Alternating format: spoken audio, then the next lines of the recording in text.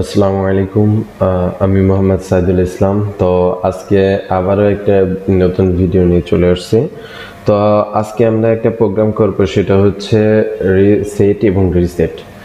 দেন এটার হচ্ছে পরিমাণ ইউজ করা হয়। তো সেট রিসেট কিভাবে কাজ করে এটা আমরা আজকে দেখব। তো এটার জন্য আমাদের আবারও সেম একই রকম আমাদের ফাইলে যে নিউ প্রোগ্রামটা নিতে হবে। দেন এইখানে হচ্ছে যে আমি যে কোনো সিপিইউটা দিতে পারি। অ্যাটলিস্ট আমার কাছে যে সিপিইউটা আছে সেই সিপিইউটার মাধ্যমে প্রোগ্রাম করব। ওকে, আমি এটারে ওকে করে দিলাম। দেন এখন কি আসছে আমাদের ল্যাডার ডায়াগ্রাম। তো বাংলাদেশের অধিকাংশ লোকই হচ্ছে ল্যাডার ডায়াগ্রামের মাধ্যমে প্রোগ্রামটা করে থাকে।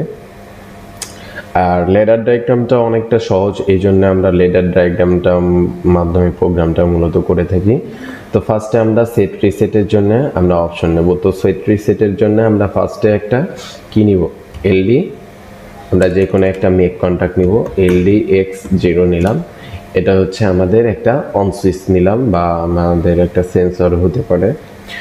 তো x0 নিলাম। দেন এখন এইখানে কি নিব, সেট সেট y0। ওকে, এখন এই যে সেট, দেন সেট রিসেট কি জন্য ইউজ করা হয়? সেট হচ্ছে এমন একটা ফাংশন যার মাধ্যমে আমি যখন এই যে এখানে সেট করে দিছি y0, তার মানে আমি যখন এটারে সিমুলেশন করে এটারে অন করব, ট্রিগার করব, তখন এটা অ্যাটলিস্ট সেট হয়ে যাবে। এটা যদি সেট হয়ে যায় তাহলে এটাকে আমি যদি ট্রিগার সুইচটারে অফও করে দিই, তারপরে এটা আমার অফ হবে না যতক্ষণ না আমি একটা রিসেট বার নেই। ওকে, এখন যদি আমি এর সাপেক্ষে আমি আরও অনেকগুলো আউটপুট নিতে পারি। এর সাপেক্ষে আমি চাই এখানে সেট y1 নিলাম, সেট y2 নিলাম,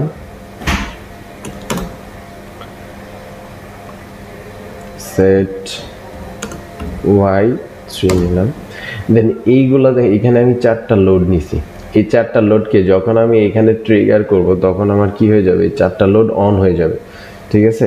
ওকে, এখন যদি আমি এই লোডগুলারে সেট হয়ে যায়, এই লোডগুলারে আমি আর বন্ধ করতে পারবো না। এখন যদি বন্ধ করতে হয় তাহলে আমার এর মাধ্যমে রিসেট পয়েন্ট নিতে হবে। তো রিসেট যদি আমি না নিই তাহলে কিন্তু এইখানে বন্ধ হবে না।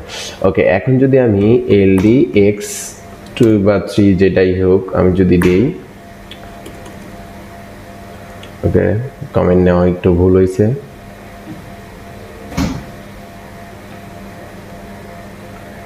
এটা আবার হচ্ছে আপনি যখন প্রোগ্রামটা করবেন উল্টাপাল্টা যদি কোনো সিকোয়েন্স হয়ে যায় তখন হচ্ছে এটা হচ্ছে আপনার প্রোগ্রামটা নিবে না।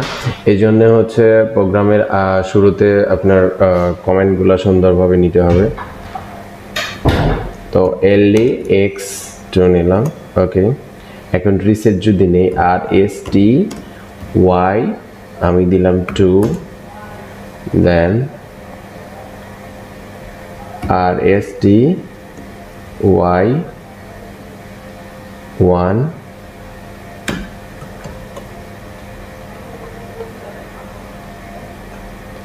আর এসটি ওয়াই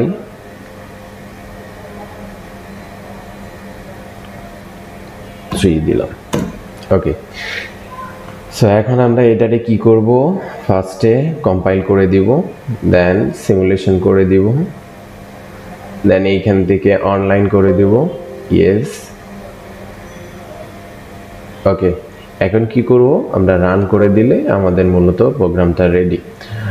ওকে, এখন আমি যদি এইখানে সেট করে দেই যে x0তে আমি সেট করে দিলাম, দেখেন এইখানে আমার কয়টা, 4টা লোড কিন্তু অন হয়েছে। এখন যদি আমি এই x0 যদি অফও করে দেই, তাও দেখেন আমার লোডগুলো কি অন কিন্তু হয়ে আছে। এখন যদি আমি x2 যদি চেঞ্জ করি তাহলে কি হবে, এখানে দিছি হচ্ছে y2 y1 দেন y3।